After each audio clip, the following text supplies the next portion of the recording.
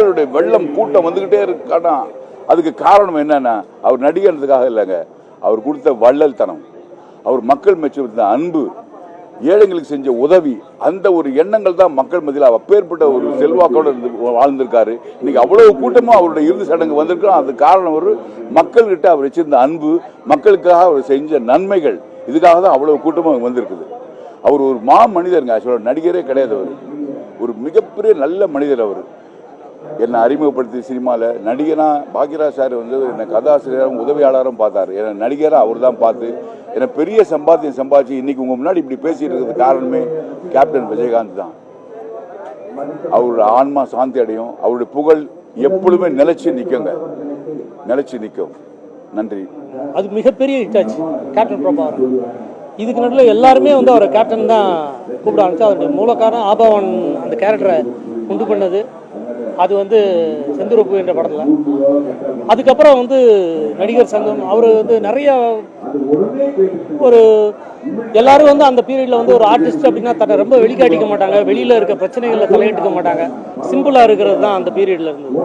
ஆனா இவர் எப்பவுமே வந்து ஒரு பொது பிரச்சனை இறங்குவாரு, களத்துல இறங்கி வந்து பேசுவாரு, எல்லாம் அந்த லெவலுக்கு ஒரு ஃபோர்ஸானவர்.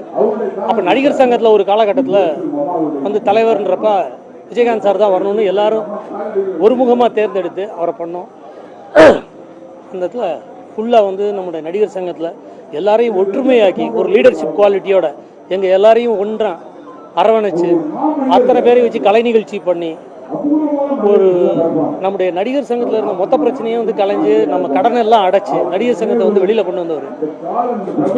ஸோ இவருக்கு நடிப்புனால அந்த கேப்டன்ற பேர் வரல, அவருடைய குணத்தினாலையும் அவருடைய லீடர்ஷிப் குவாலிட்டினாலையும் தான் கேப்டன் பேர் வந்துச்சு. அதுதான் இன்னைக்கு வரைக்கும் கேப்டன் விஜயகாந்த்ன்ற பேரோட அவர் வந்து நிலையான புகழோட இருக்காரு. அவரோட வந்து ஒர்க் பண்ணன்ற முறையில் நான் அவரோட ஹார்ட்ஷிப் என்ன ஸ்ட்ரென்த்தானவர்லாம் பார்த்துருக்கேன். ஒரு நாள் ஒரு படத்தில் வந்து ஃபைட் சீன் செந்துருப்பில் மேலேருந்து நான் வந்து தொங்கிக்கிட்டு இருக்கேன், இவர் வந்து காப்பாற்றணும். அந்த பீரியடில் வந்து கையில் காப்பாற்றும் போது கை வந்து ஷோல்டர்லேருந்து கலண்டுருச்சு, ரொம்ப பெயினில் துடிச்சார். யாரும் கிட்ட போய் ஹெல்ப் பண்ணலாம்னா முடியாது, அவரை யாரும் தொடக்கூடாது அப்படின்னு சொல்லிட்டாங்க. 10 நிமிஷம் துடிச்சிக்கிட்டே இருந்தார் கையில் அந்த ஷோல்டர் இறங்கினதுனால. அப்புறம் கஷ்டப்பட்டு அவராக வந்து அந்த கையை தூக்கி வச்சு லாக் பண்ணிட்டார். அதுக்கப்புறம் 10 நிமிஷம் ஃபுல்லாக வேர்த்து ஊற்றுது அவருக்கு. அதுக்கப்புறம் வந்து நார்மல் ஆகிட்டு ரெடி டேக் அப்படின்னு அவரே சொன்னார். இது ஆபத்தான இடத்துல 2 பேரும் தொங்கிக்கிட்டு இருக்கிறோம். அந்த நேரத்தில் அவரே சரி பண்ணிக்கிட்டு, ஏன்னா ப்ரொடியூசருக்கு எதுவும் லேட் ஆகிடக்கூடாது, போனால் அப்புறம் 2 நாள் கழிச்சு தான் வரணும். ஸோ அதை முடிச்சு கொடுத்துட்டு போனார். அவருக்கு தெரியும் ஒரு ப்ரொடியூசரோட பெயின் என்னன்னு. அதுக்கப்புறம் அவரே ப்ரொடியூசர் நிறையா படம் பண்ணாங்க. அது நானும் வந்து ஒரு ஹீரோவை பண்ணேன் அவருக்கு வச்சிருந்த கதையில். அது நிறைய அனுபவங்கள் எனக்கு அவரோட க்ளோஸாக பழகினதில் உண்டு.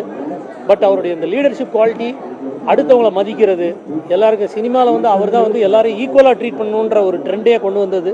இன்றைக்கி நாங்கள் எல்லோரும் நல்லா இருக்கோம் அப்படின்னா அதுக்கு காரணம் வந்து விஜயகாந்த் சார். அவர் எங்களுக்கு கூட பிறக்காத ஒரு அண்ணன் மாதிரி. அவரால் எத்தனையோ கலைஞர்கள் நாங்கள் வந்து நல்லா வந்துட்டோம். அவருக்கு நாங்கள் எப்பவுமே நன்றியாக இருப்போம்.